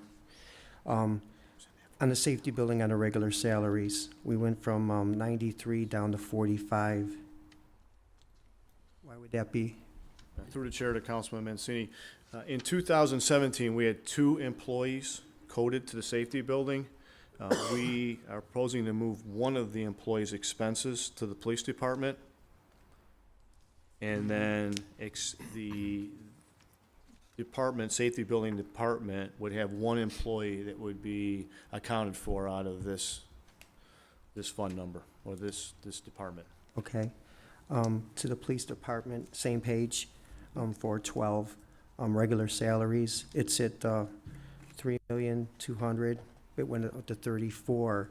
Now, when these, as I stated before, when these 3 officers retire, like next year, would that go down? Okay, so in the police department, what we've done, again, union contract, collectively bargained, 2% increase for all employees, officers, that is. In addition, we have budgeted for 1 new officer effective August 1st, and another new officer effective November 1st. We're not certain when the retirements will take place. One for sure, we do know, I should say, and that will be in January of next year. The other 2, we're not certain yet. We believe early next year for one, another one may or may not happen. So the proposal is to, in the budget, is to add 2 more police officers later this year. So, okay, thank you. And a couple more real quick, Greg. I appreciate your answers, and thank you for being timely on them. Again, on page 6, in sanitation, regular salaries, we went from 353,000 to 318. Is there a reason that they, like, them salaries get moved to another department, or what would the process on that be? Marty, thank you. Through the chair to Councilman Mancini, we have 1 less employee this year in that department, Okay. All right. prior year. Thank you, Marty. Thank you very much. And on page 7, in the same disbursements and appropriations, if I may, street lighting utilities, that would be 433. It was one I kind of like I saw. There was a few I like I saw. On this one, it was 408. We went up to 422. Is there a reason for that? I mean, hopefully, we're doing more lights or utility, but Through the chair, if you go look back at the prior history, we've been pretty consistent, and I believe even with some of the changes with the LED, there was some timing involved with the bills. So I believe hopefully we come in under, but I believe we'll be right there around that number. okay. Thank you. And one more on page 8. The finance, which you guys do such a great job on. There would be 810, again, page 8, disbursements. We were at, on 217, 298, we went to 323. There was an increase there from 217 to 218 to the appropriations of 323. Was there a reason for that increase? Oh, okay, I see what you are. Thank you.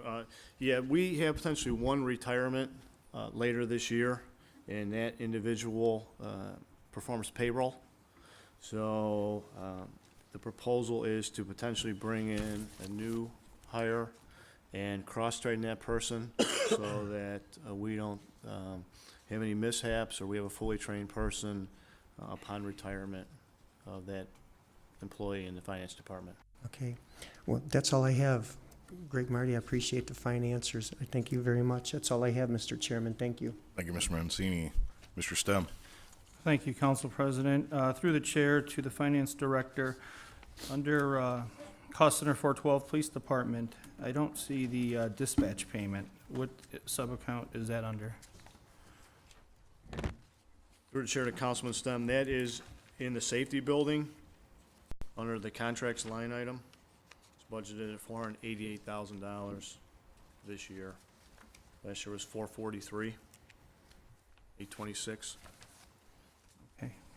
And then 400, Cost Center 400 Mayor's Office, 511 regular salaries went up 10 grand, and 519 fringe benefits went up 26,000. You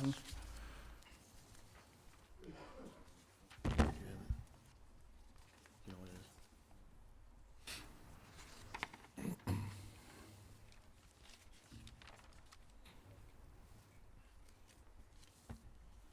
Okay, so in the mayor's office regular salaries, we have, and you'll see this in the mayor's office and the department below that, human resources, safety director, economic development. The employees that left office at the end of 2017 received a paycheck in the first payroll of 2018 because they had days worked in 2017 that didn't get paid into 2018.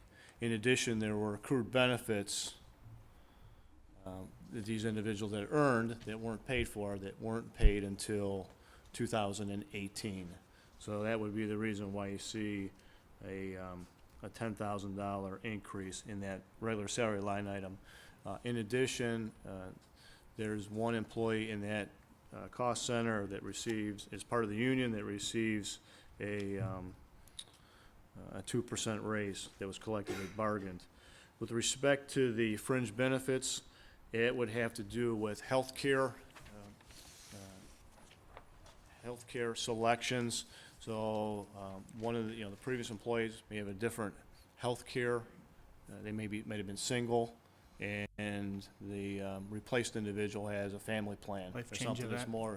that's more expensive. So that would be the reason there. Would be the election of healthcare benefits, and having a family plan versus a single plan. family, It's more expensive, obviously, for a family plan. And then under cost center 500, legal department, part-time, sub-account 513, it went up 32,000. Is that for Outside litigation legal, purpose? it's outside legal fees. Talked to the law director. There are some the services that provided in 2017 that will be paid in 2018, along with potential outside legal services that would be paid in 2018 for lawsuits that are currently currently being administered. Then capital improvements, 401, sub-account 425, street construction and repairs. Is that for concrete and basins and all that stuff? So that is page, Page 14 under appropriations. page 14. So that's $150,000. We're talking to the mayor. Every year, seems like there's some emergency that happens in the community. Last year, we had a couple sewers that the council had approved to be repaired late in the year, November, December timeframe. So we thought that it would be prudent to leave some monies back in case of an emergency sometime throughout the year. If it happens to be a sewer emergency, we would just come back to council and ask for the dollars to be reappropriated into the sewer and drains line. But we felt it'd be prudent to leave some monies in reserve in case of an emergency during the year. Okay, thank you. My last question under 401 capital improvements, sub-account 433 street lighting. Is that zero money? Because Aerospace Parkway has some concerns back there when I went back there. No, but through the chair to Councilman Stem, no monies have been proposed to be appropriated in the street lighting line item. Okay, thank you. That's all I have, Mr. President. Thank you. Before we go too much further, Greg, while it's still fresh, what is or can you tell us what is about the average cost of a family plan of health care to the city? I don't want to hold you tight to a number if you don't have it, but just a rough. Family and dental combined is roughly about $15,200. $15,200 per family and dental plan? That's the employee, that's our contribution. Okay. And the employee does have a percentage as well to that, but the city's cost is $15,200. What is the split? Is that roughly 75-25, 80-20? What is it? Do we know?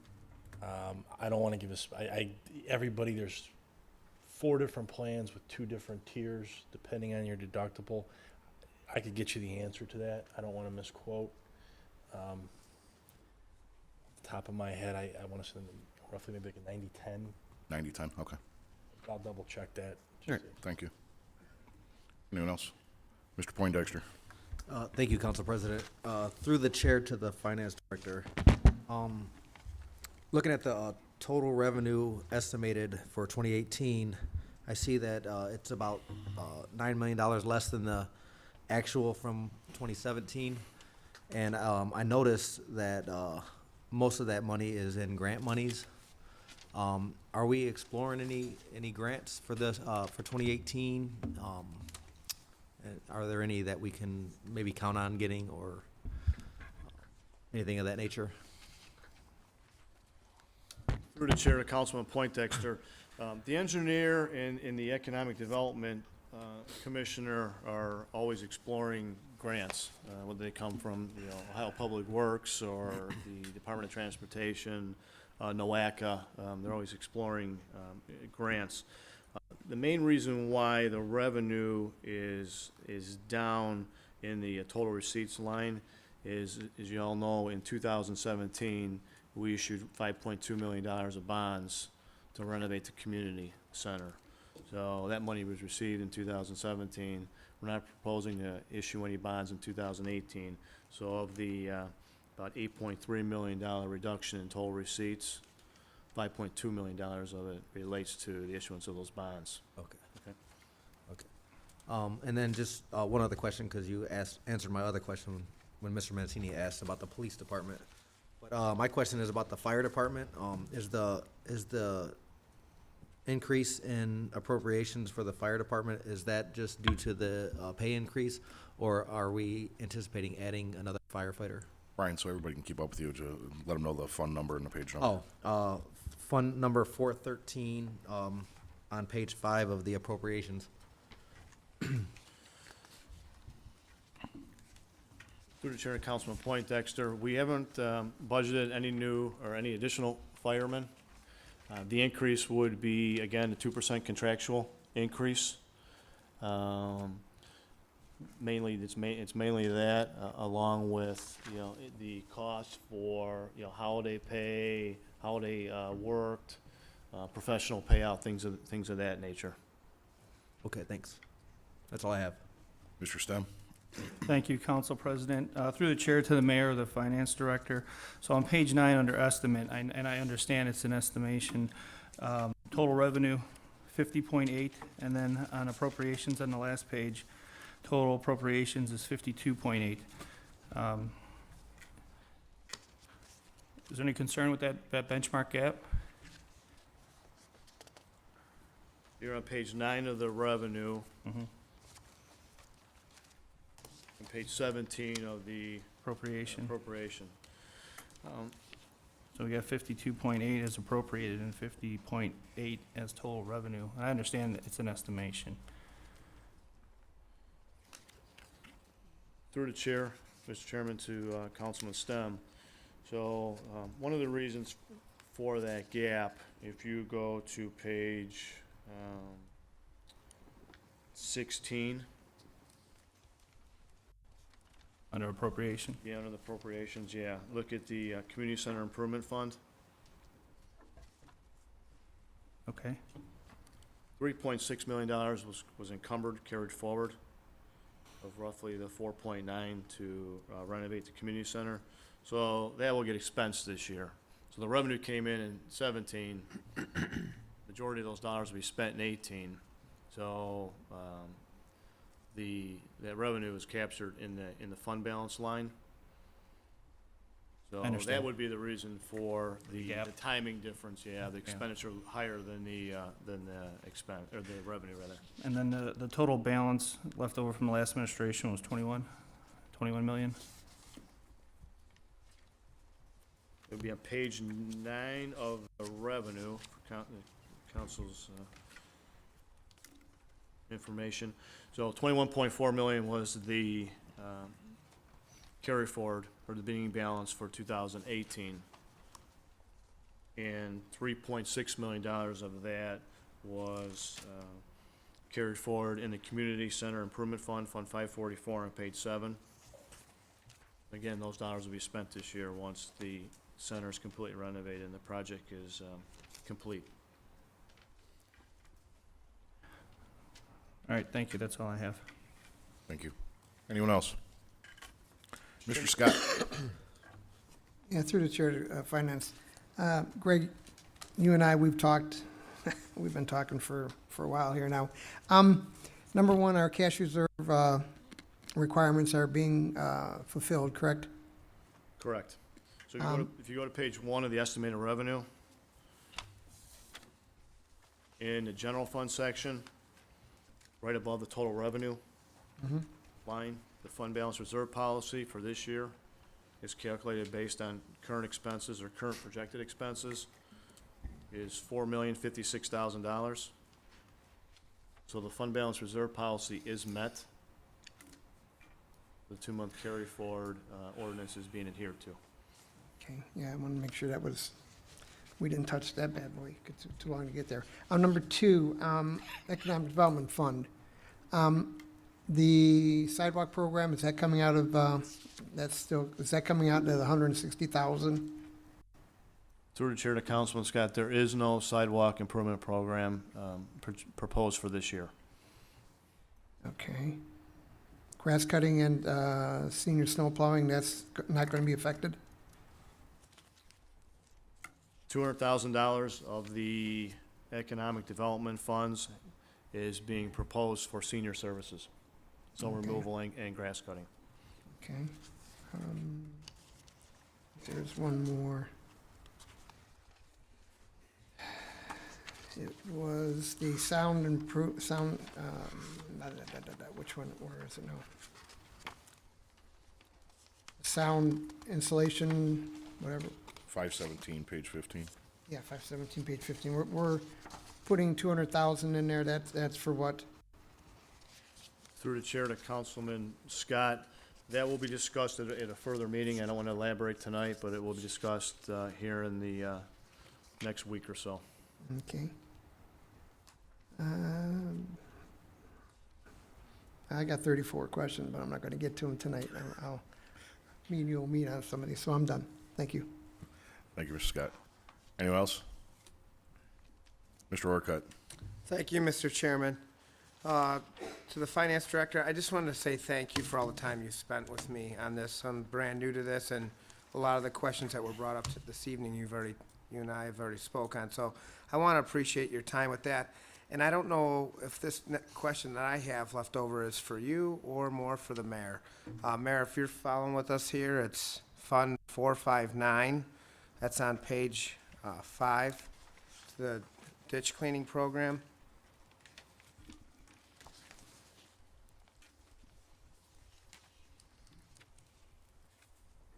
Okay. Yeah, okay, well, the question is to the mayor on that is, the actual revenue reads that we have $224,069.04. And we've carried that same balance in the year 2015, 2016, and 17. And the question is, Mayor, do you know why this, in the past, we haven't used any of this money? That's a very good question, Councilman, and the answer is no, I do not. Recently, along with Councilman Poindexter, I went to the Big Creek Watershed meeting, which we have a very small portion of, and I found that the area that we call the Kalita Ditch is actually called Kalita Creek. And as you well know through our discussions, that is a major source sometimes of our flooding problems in the city when Kalita Creek, that was also known as Kalita Ditch over the years, gets jammed up, especially over there underneath Brook Park Road. So what I'm hoping, and Mr. Poindexter mentioned grants, is perhaps getting a grant as well to clean that ditch out. But you're quite correct. We have almost $250,000 to do that. And if it's going to help alleviate flooding, we'll use it. Perfect. Thank you very much, Mayor, and thank you very much to the Finance Director. That's all I had for this evening. Mr. Chairman, can I just add to that, the Kalita Ditch Fund, or the Ditch Cleaning Fund? Almost every roughly 7 years, that Kalita Ditch needs to be cleaned. So the monies are there, and we get to the year that we have to clean it, and I talked to the engineer late today, and he said it'll have to be cleaned within the next couple years. We've left the monies in that fund because we know that we'll have to clean that ditch at some point in time in the future, and to have some monies there is sound and prudent to do, so that we don't have to find additional revenue sources when it comes time to undertake that program. Thank you. Mr. Scott? Yeah, through the chair to the mayor and Greg, is it possible to get a breakdown on the capital that was requested by the department heads, like the police department and the fire department and, the different departments, what their request was and what was fulfilled as to the capital needs? Like if the police, they requested five cars, did they get 5 cars? Did they get 3 cars? A breakdown on what they requested and what they received? Well, obviously, they wanted a lot more. Oh, yeah. And we have to live within our means. And talking with all you councilmen, you've been very prudent about that, about being prudent with the finances we intend to be. So I will go to Greg to answer that question, and then I'll respond to the rest. Greg? Thank you, Mayor. Through the chair to Councilman Scott, we can provide that for you. This for discussion tonight, when we sat down and looked at the monies that were available for capital improvements, obviously there are more needs than there are dollars to fill those needs. So the decision was made by the administration that we would allocate X number of dollars to each department and that they could determine how they wanted those monies to be spent. So for example, in the police department and in the fire department, $150,000 is being proposed to be appropriated for them to spend how they deem it most appropriately within their department. For the sanitation department, they've requested a rear loader. So we've made provisions within this budget. It's being proposed to lease a rear loader at roughly $45,000 a year. In the sewers and drains department, sitting down with the service director, he has requested $100,000 for pump station improvements that need to be done. So we've proposed that in this budget. In the snow removal department, $20,000 is proposed for snow blades. It's really almost a yearly expense. And then in Office of Aging, there is a appropriation of $25,000 for a lease of a new senior van. So there are some of the highlighted items in the capital that have been proposed by the administration and City Council. Okay, thank you. Mr. Stem? Thank you, Council President. Through the chair to either the mayor or the finance director. Page 8 under estimated cost center 547, street improvement fund. We have a total of 1.2 million. Is there any other cost center or anything we can capture more monies for that? Actually, Councilman, then I'll move to the finance director. We really stretched this budget to get 1.2 million.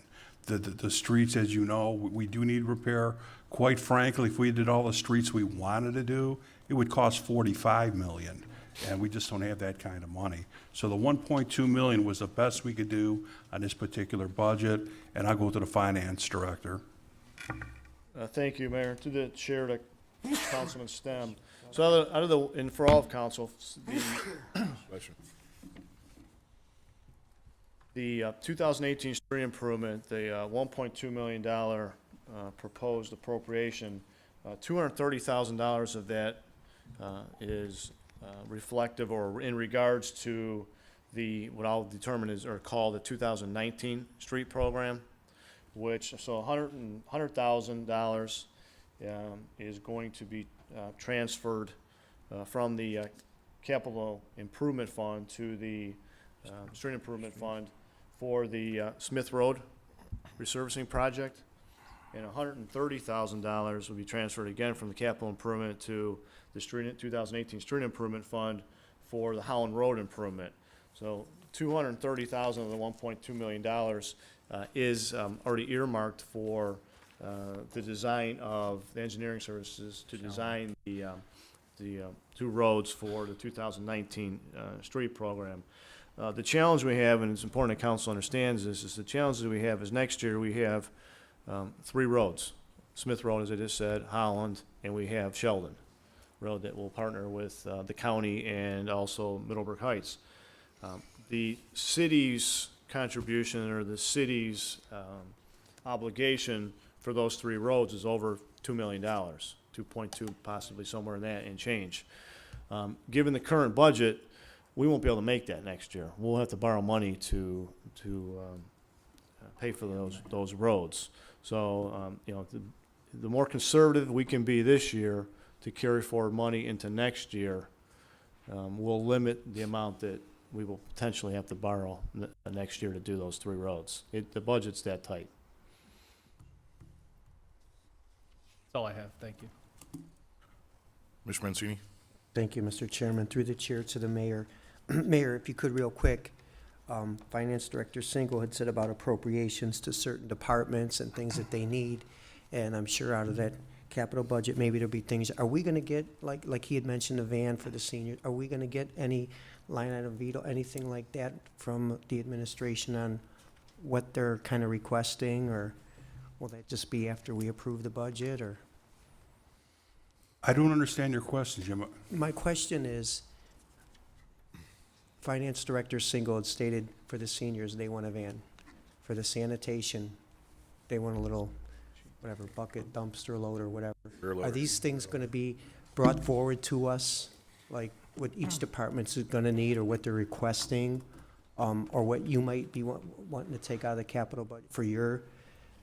Well, everything's pretty much in here, in this budget. Obviously, things are gonna come up. As far as the senior van, we're looking at hopefully getting a grant from the WACA for that next year, where they will actually donate one to the city. I know we're on the list for that. So what we're trying to do is make do with the one we have for one more year. Our people tell us that should be no problem. They can get through it for another year. Okay, but again, sort of, kind of, the recreation department, I mean, there's money, we're gonna, extra money, if we pass this, we're gonna vote and they will get that. Are we gonna know what it's gonna be for?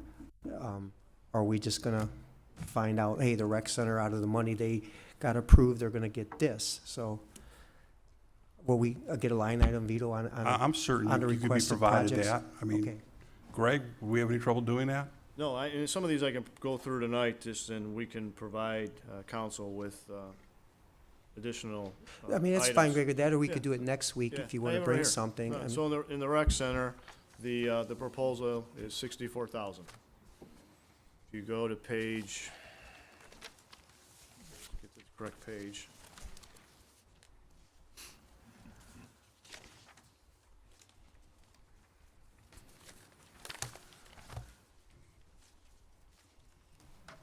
Page 14, so 66,551.68. Part of it's gonna be a copier lease, and then the remaining, what was been proposed, $15,000 for the kitchen area by the community room, $15,000 to upgrade the front desk, $15,000 to upgrade the concession stand, and then $19,000 of, let's say, miscellaneous equipment. So treadmills, whatever they deem that they would need to purchase. In the police department initially, they had a roughly $286,000 in capital requests. The ones that they would, I believe they would do, would be $50,000 in building improvements and $20,000 in the detective room, and then a $22,000 for a server. And then the remaining, they were looking at purchasing some new vehicles, so maybe they'll do a lease for some vehicles to round out their $150,000. I believe in the fire department, Mayor, correct me if I'm wrong, I believe it was some building improvements for the West End Fire Station. They're roughly around $150,000, so I believe that's where they would spend their dollars. I went through the service department with the rear loader, that lease, and then also the pump station improvements. And again, within the budget, we have leases that were entered into in 2017 and years prior to that. So this year, we'll be making the last lease payment on the rubbish packers that were purchased 7 years ago. We went to the automated system. So it's a $230,000 payment that will be made this year. And that's the final lease payment for the purchase of those 7 rubbish packers and also the cans as well. So any other questions on capital from City Council? Mr. Salvatore. Are you finished? I'm done, thank you. Thank you, Thank Mr. you, Chairman. Greg. Through the chair to the Finance Director. I appreciate getting this 2018 key budget point information tonight. And I think the most important thing I see on here is at the top that we have met the reserve policy. That's something I think that's very important that we continue to do, and I'm glad to see that we accomplished that. I had several questions that were already answered by some of the great questions that most of my colleagues have asked already, but there's several more that as we go through this budget in more detail, I'll be coming up with a few more, but seeing how you started talking about the capital expenditure side, I think it'd be nice if we could get something in writing, a list of all the things that you just stated. I didn't think we were gonna get into that tonight. I thought we'd get into that at the next meeting, and you'd bring that forward. I would normally would see everything that's gonna be spent, what department is what they're asking for, and what they're going to be able to achieve. It's just seeing how we are discussing it, I would like to talk a little bit about the roads program. Obviously, 1.2 million is on the lean side. It's on the very lean side in comparison to the amount of work that's necessary to catch up, so to speak. I think we're behind on our road repair. But do you know what roads are included in that 1.2 million? Or maybe I could ask that to the mayor or maybe to Greg Single. Do you have a list of the roads can that answer are that. being considered? We do have a preliminary list, yes. Our engineer will be at the next meeting. You know, you can bring it up with him at that point, Rick. But again, if we did all the roads we wanted to do, be about $45 million. We just don't have that kind of money. We're doing the best we can do with what we have. And again, at the next meeting, the engineer will be here. I'm sure he will give you a list of what roads we're looking at doing. And, you know, a little bit, that's gonna be up to council too to hash out. Right. I understand. I mean, I was kind of disappointed that our engineer's not here tonight because I was hoping to get the pavement rating report from him so we could look at some of those things. And Mayor, I do agree with you, but I think their $45 million estimate is on the low side. I think we would need more than that to fix every road that's in need of repair. I'm not expecting us to fix them all in 1 year, but I certainly would love to see an aggressive plan that we can hopefully achieve that over a 10 or 15-year period, unless we come up with another revenue source that could take us there. But I'll refrain from too many more questions. I know the council's had asked some great questions, but just a couple of quick questions here on page 4 of the estimated revenue.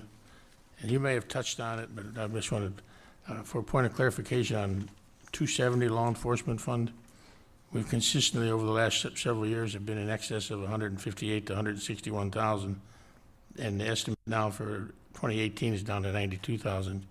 Can you explain that decrease? Yeah, so you have to tie in page 4 to page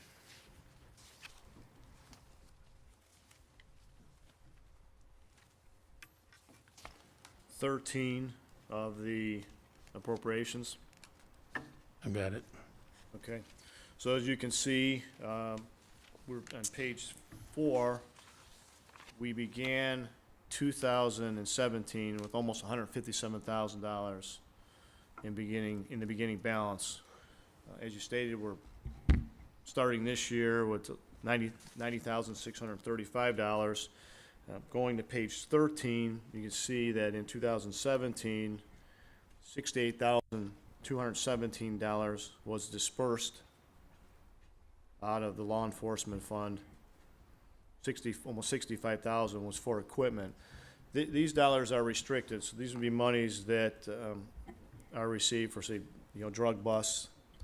And so there are rules and regulations that need to be followed, and specific items can be purchased out of this fund. We asked the chief almost every budget cycle, like I asked him this year, can you take some vehicles out of, Fund 270 because you have money in Fund 270, or can you take vehicle expense or vehicle purchases out of Fund 272, which is the federal forfeiture money, which has over $270,000 as a beginning balance.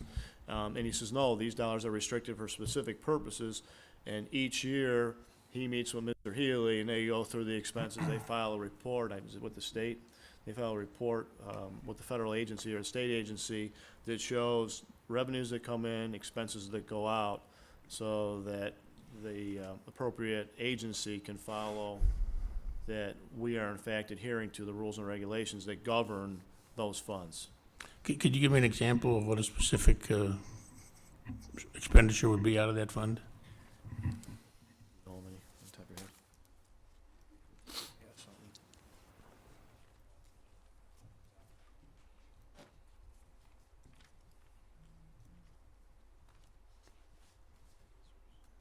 If you don't have it, Greg, I'll Yeah, call you I have tomorrow. some- Yeah, if you call me tomorrow, I believe he bought tasers out of there last year. Here we go.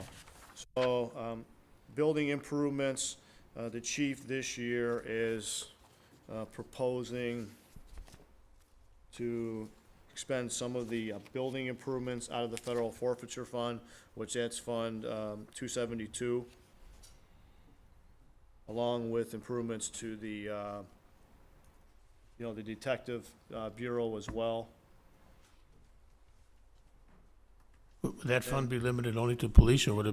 could the fire department use it? It's all police. And then for the law enforcement fund, the chief's proposing buying an outside carrier for $10,000, 100% out of the law enforcement fund.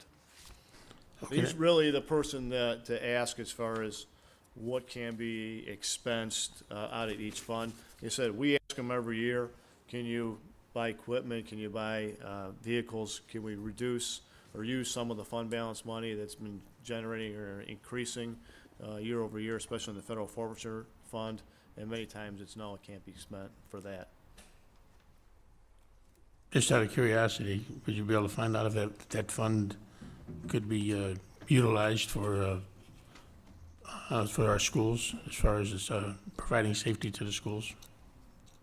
Yeah, I'll ask the chief. Okay, if I could continue, Mr. Chairman, just one other quick question on the same line. I'm sure this is going to be a very similar answer, but Fund 272, the Federal Forfeiture, that's all forfeiture fund, had a consistency of 350 to 390,000 down to 275. So on page 4? Yes. And then going again to page, let me get back to that page. Page 13. So you see last year, on the expense item on page 13, almost $82,000 in equipment was purchased out of the federal forfeiture fund. We can run a report for you and tell you, I can't recall exactly what was expensed there, but again, it was properly appropriated and the chief signed off on it. It was a valid expense for this fund. Can we get like bulletproof vests and upgrade in weapons through that fund? I'll have, through the chair of Council Salter, I'll have to pull the expense history on it and see what we purchased last year. Okay. That's all I have for now. I'm sure I'll have some more for the next meeting. Thank you. Thank you, Mr. Mr. Salter. Mr. Bergio. Thank you, Mr. Chairman. Greg, what are we receiving from the IX Center? How much revenue do we receive from that? Just approximately. Yeah, through the chair to Councilman Bergio, I don't want to give you a number that's incorrect. I'll look it up tomorrow. Okay. And I'll provide it to all of council. And we're still getting that continually now with the 2015 airport agreement.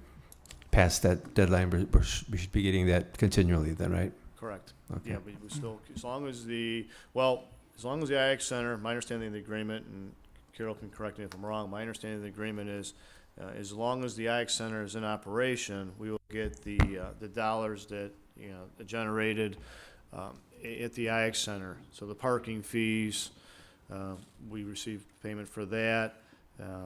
We receive emissions tax dollars from the IX Center, employment taxes. We also receive the piece from the Emerald Park over there. Yeah, But I believe that was a 20-year, that's a 20-year commitment with Cleveland, and that should be coming up, if we're gonna renew it, that should be coming up within the next few years. That agreement was passed back in 2001, so 2021, 2022. So if that's not renewed, we would then not continue to receive income from Emerald Park.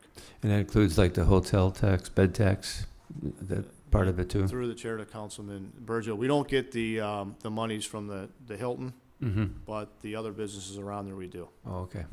All right. Okay, thank you, Mr. Chairman. That's all I have for now. Thank you, Mr. Burgio. Anyone else? Mr. Stem? Thank you, Council President. Through the chair to the mayor, so it's my understanding that the federal forfeiture fund is controlled by the chief? To the best of my knowledge, yes, sir. Thank you. Mr. Vecchio, through the chair to Councilman Stem, the federal forfeiture and the law enforcement fund are administered by the chief. Thank you. Greg, can you tell me what Fund 521 on page 6, the capital construction fund, actually entails?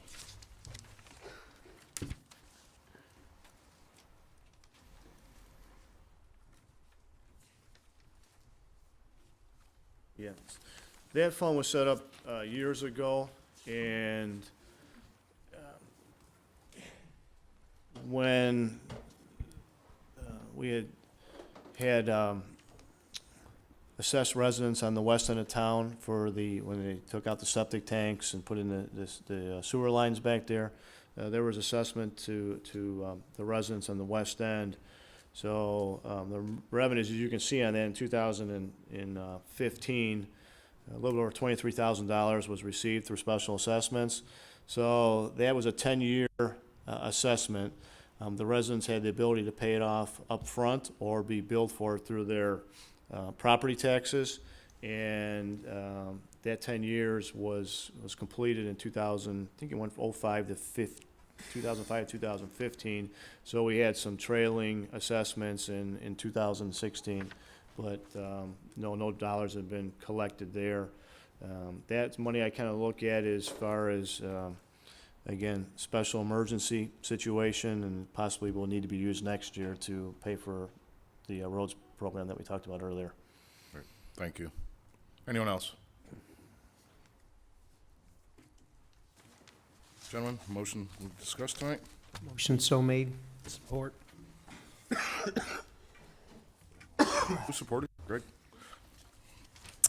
Motion this is discussed, properly supported. Michelle, please call the roll. Mancini, Yes. Stem, Yes. Poindexter, Yes. Salvatore, Yes. Scott, Yes. Burgio, Yes. Orcutt. Yes.